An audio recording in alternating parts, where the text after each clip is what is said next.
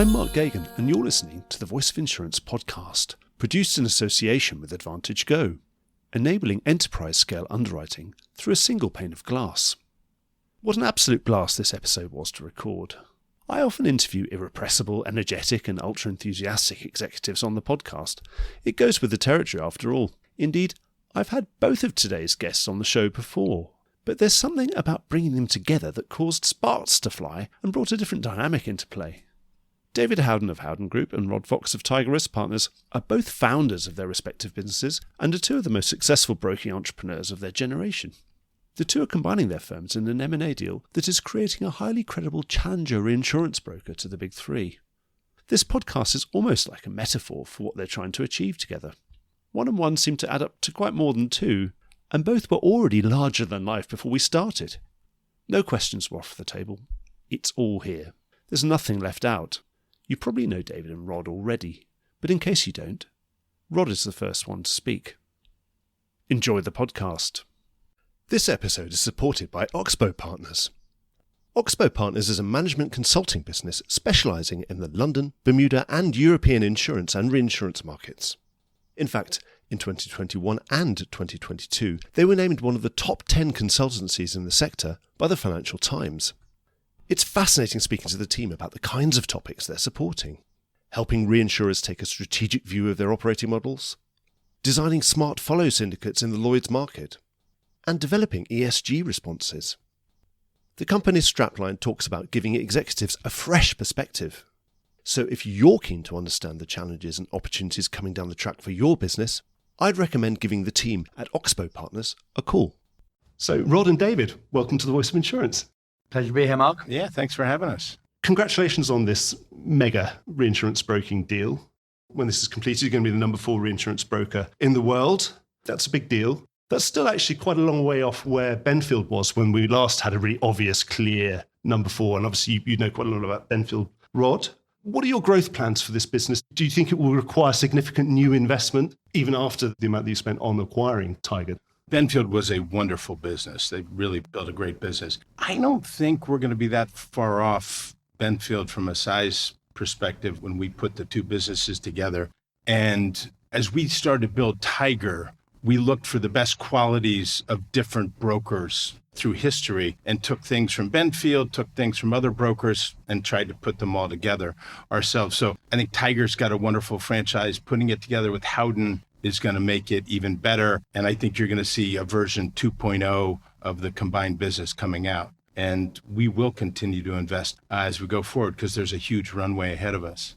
You've got a really big runway. You're going to be able to expand really quickly without having any conflicts. And in the way that maybe a Guy Carpenter or an Aon broker have to keep looking to, well, hang on a minute, can I pitch on this deal because will I be conflicted in somewhere else? You're going to be able to go for everything. Does that mean you will go for everything? I mean, are you likely to be trying to compete everywhere, or are you going to stick with niches when you first start? The combined businesses are all going to be something really different and offer opportunity and choice. Clearly that's the clients because, this industry has got to be focused on its clients. Absolutely, it's still a talent out there. And, Rod has built TigerRisk from the ground up. We built Howden from the ground up by attracting talent. And I think the really exciting thing about Tiger and Howden coming together is there's now a really credible alternative talent. That merry-go-round of the 3 places to be, that's gone. You said there's number 4. I think it's a new numero uno, personally.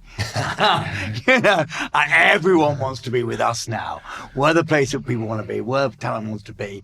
And I think you're right. I think there's the old thing of if I leave one to go to the other, where I'm next. Now there's something new and fresh to join. We've got huge opportunity to build that business out. It's not going to be so much around M&A. I think the timing together of what Rod built and what we've built, that is the deal. There aren't another 50 reinsurance brokers out there.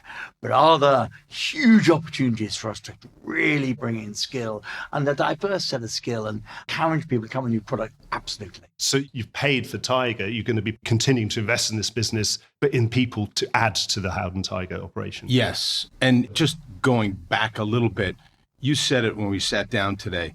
There's an energy when you walk in the Howden office in London.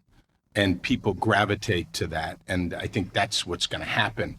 And I had a major market figure the other day who was congratulating us on the transaction, who said, you know why I'm excited about it, Rod? because you will bring the energy. That combined firm will bring more energy, and that's what the market needs. And David's done it historically, and I think this combined business will be fantastic.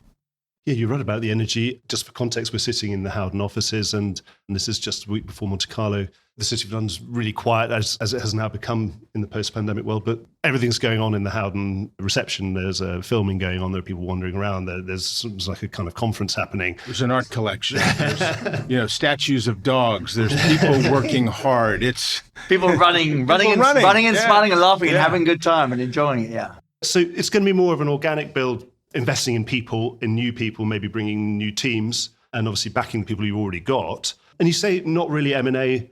What do you think about the dynamics now? We had this great unleashing of investment in reinsurance broking, which was really, I would say, the starting pistol was obviously the Aon Willis, now abortive bid, first announced 2.5 years ago. That really kind of fired the starting gun on all this investment in reinsurance broking, where challenger brokers saw an opportunity to dislodge some of the talent at the big three.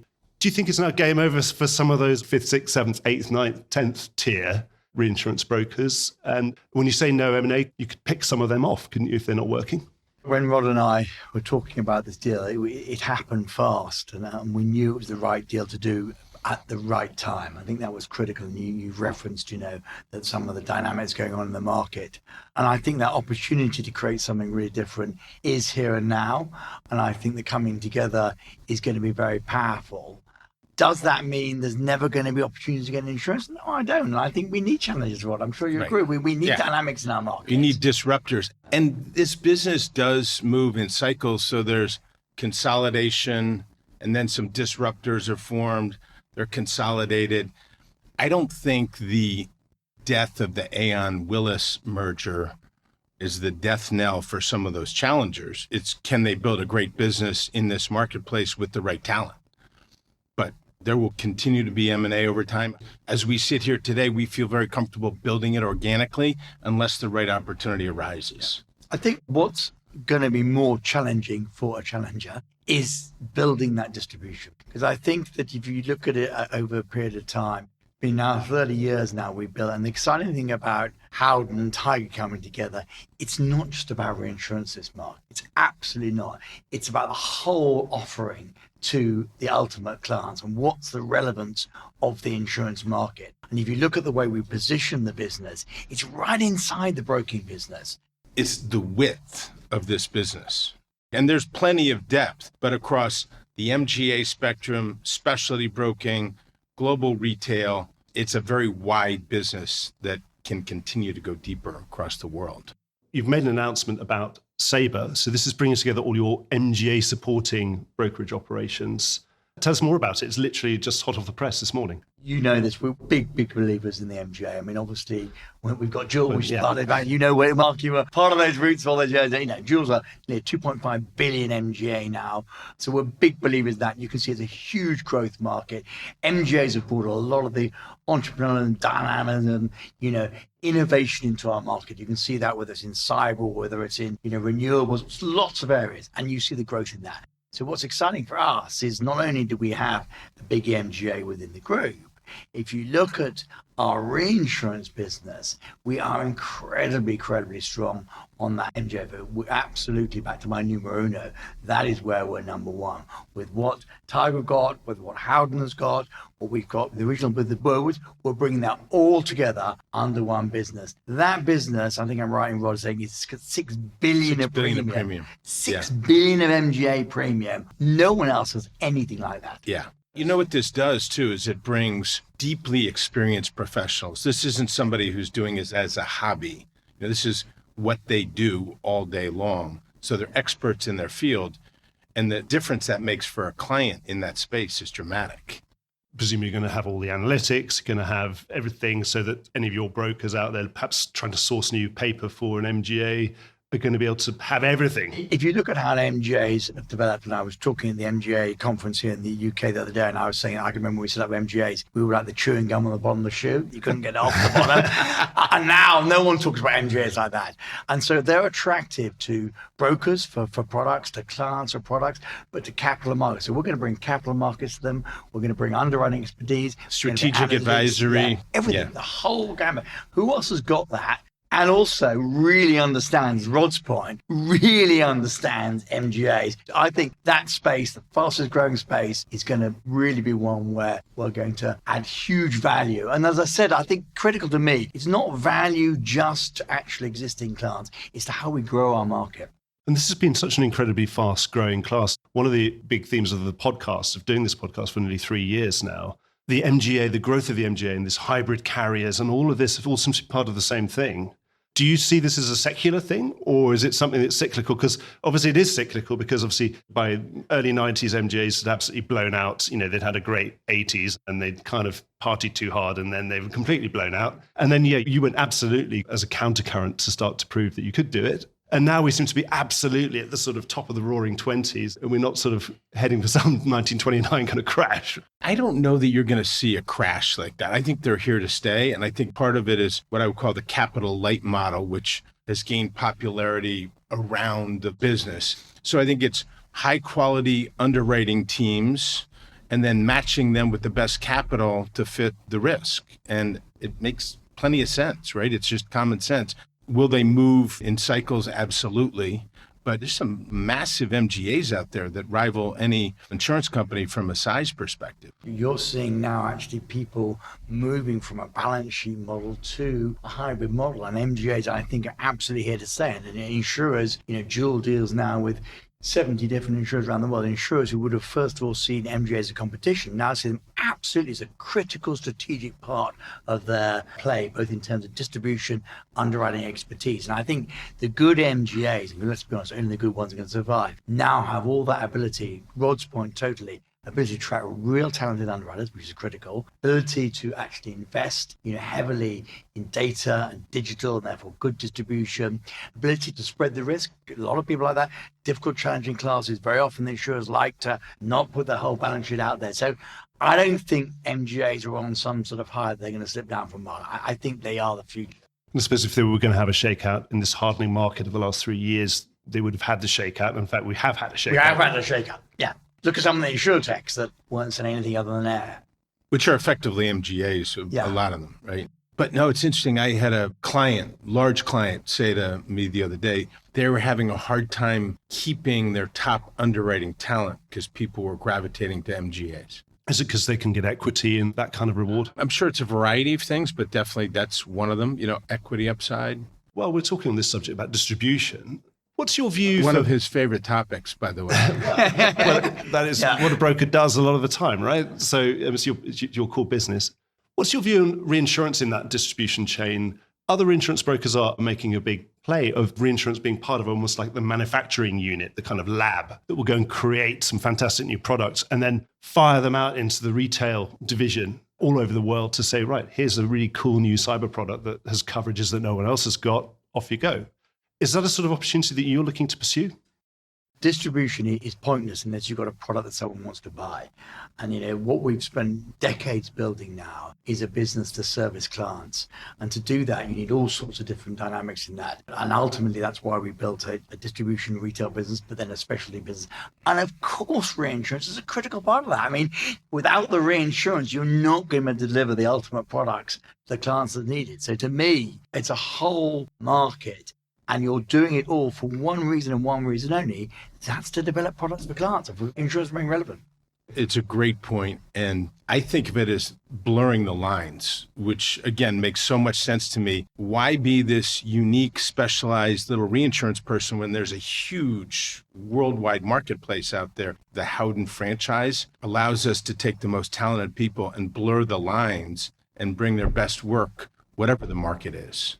It was a good point about not having a good product. You wouldn't want to be a car dealer for a Leyland cars in the 1970s when all the Japanese imports were wiping the floor with you. So it's definitely about that. We might sort of have people in white coats with Howden Tiger badges on, manufacturing products that you retail arm really, Well, really we wants. come back to the point you raised, Mark, earlier about why are we so excited about the scale and size and relevance of our MGA practice?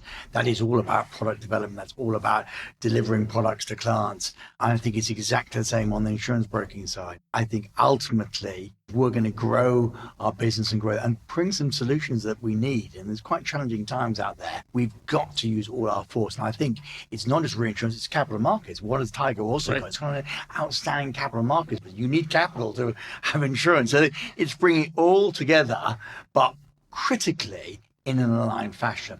If we've got a strength that sets us apart from all of our competition, it's the talent we've got is actually aligned. 3,500 of us owners in the business. The alignment there with people pulling together in the same direction for clients rather than ripping each other apart is the massive differential. So it's things like there's a big shortage in cyber capacity or cyber capacity that will cover the things that people Put really your want to cover. best minds in the group together on cyber, whether they're treaty reinsurance, facultative, analytics, retail broking, markets, whatever it is. Get the best minds together to solve that problem and allow the talent to cross-pollinate with each other.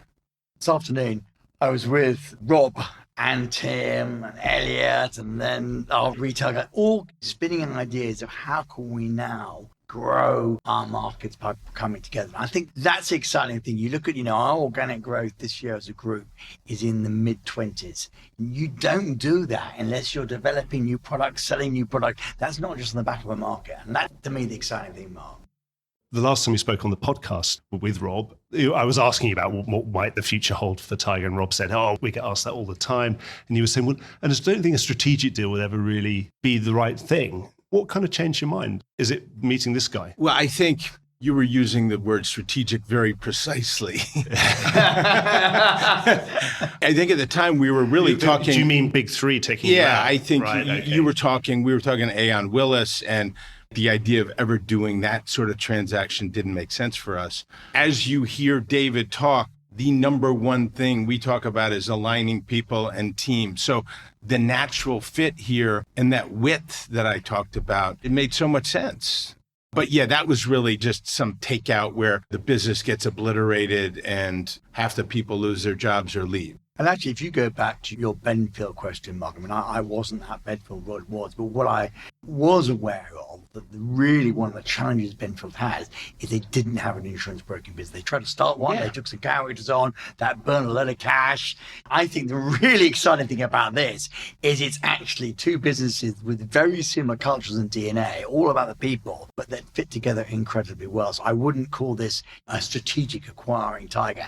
This is two really entrepreneurial businesses getting together and properly having a fit. There's no clash. There's no people getting upset or leaving.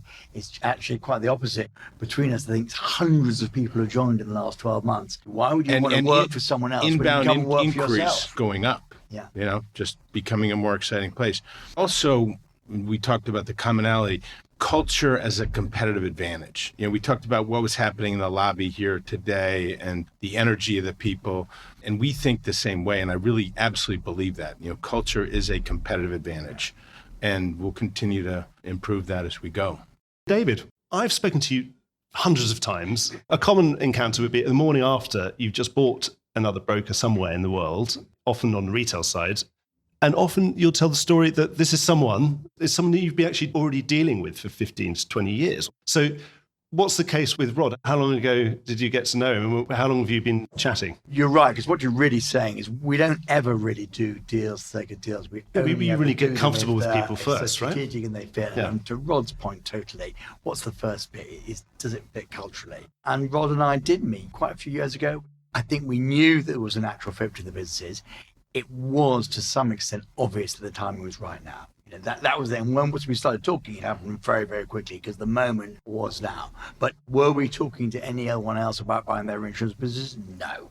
There was no one else we were interested in. And we weren't either. No. And it was, yes, we can continue to build this ourselves, but this is really compelling. It actually is sort of funny.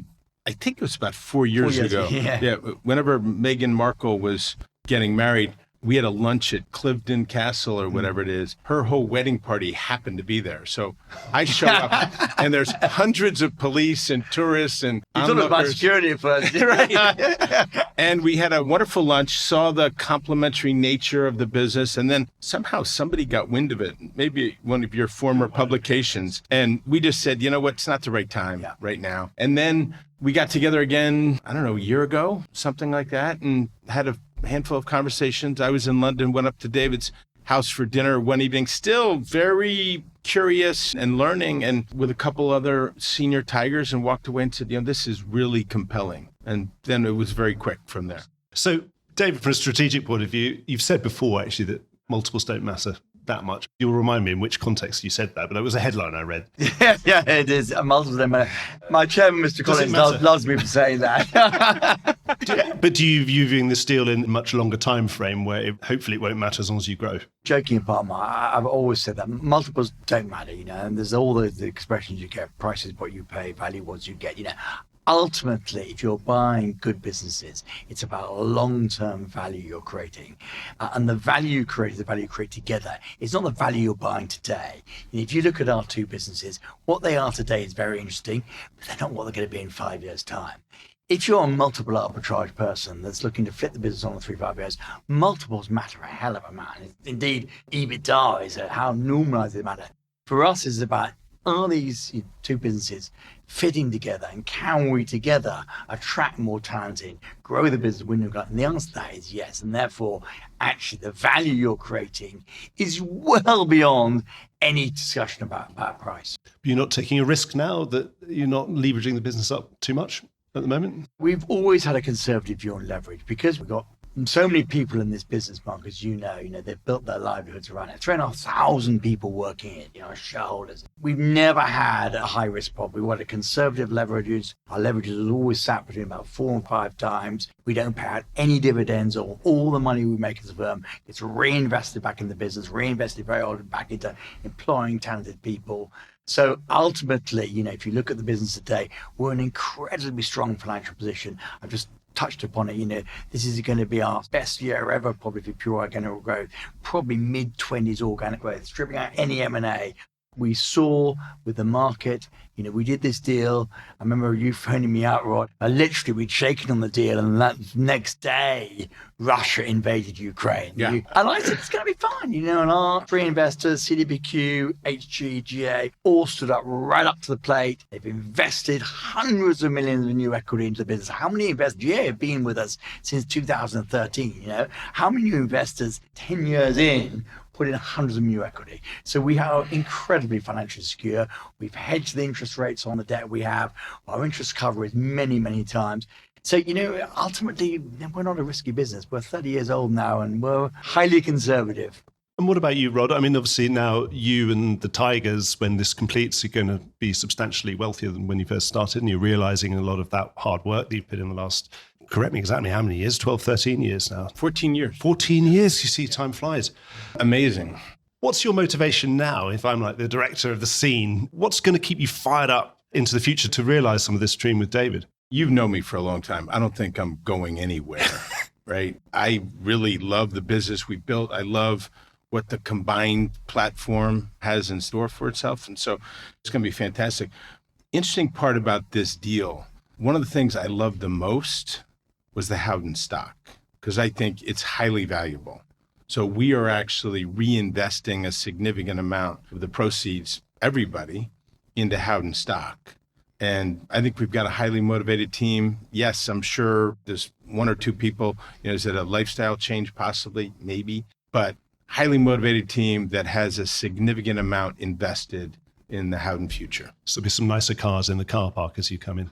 Possibly. But, to what David was saying in terms of multiples, we were talking about it, a month or 2 ago. So if you look at the multiple at the beginning of the year, whenever we announced it, and now look at where Tiger is today, it's a very fair price. And I think we'll continue to grow. So you're buying a good asset at a fair price. As long as you keep growing at these kind of rates, Right. you're not going to have to worry too much. The businesses themselves have their own energy by themselves. You can see that. Look at the success of Tiger. Look at the success of Howden. high organic growth because we're winning new business. So that's just to start with. But when you add on to that, Mark, what do those two businesses look like for the new talent that wants to join? Okay.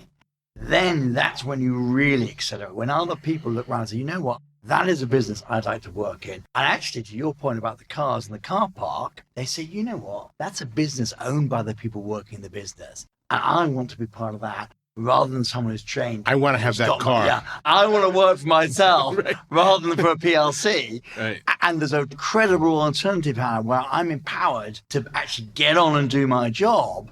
I think that's where the real turbo growth comes in, and we're seeing that. I started this business with 3 people. We've now got 12,000 people in this business bar. It's a lot of people who have joined us for a reason. You asked about where that joke came about, price doesn't matter. And it was actually with the Aston Martin deal. And, you know, there, Peter Blanc called us his forever home. And I think we are, time and time again, as with Rod, proving that people want to come and join us to build long-term value in their careers. Am I right to get the impression from both of you, to a certain extent, that it's not just about money? You like kind of winning this game, don't you? I think. Look at him. He's like, you can't do it. well, you're both quite competitive, shall we say? Yeah, and I think being around highly talented people is exciting to feed off that energy. So yes, there's nobody going anywhere. We're gonna have a great time. I genuinely think for those of us in this business who love it, there's an opportunity at the moment to build something really different and really special. And God, no, it's not about the money, Mark, anymore. It really, really isn't. That would be very sad if that wasn't what it's about. It's about, you know, actually creating something, but also for the industry, to be honest with you. I think that's exciting. And just to add on, I think the challenge for us, where we'd have to pay a lot of attention, is making sure it's always different, right? That's where we have to drive. And just, you can never fall into that trap of just being sort of like the other people. You've got to continue to make the business different. Well, that was the next question. Obviously, the other risk is a cultural risk. What's the risk that 12,000, 24,000 people, or whatever 50,000. Yeah. You know, so the numbers start to get very, very large and have lots of noughts at the end and zeros everywhere. How do you guard against that kind of complacency of culture?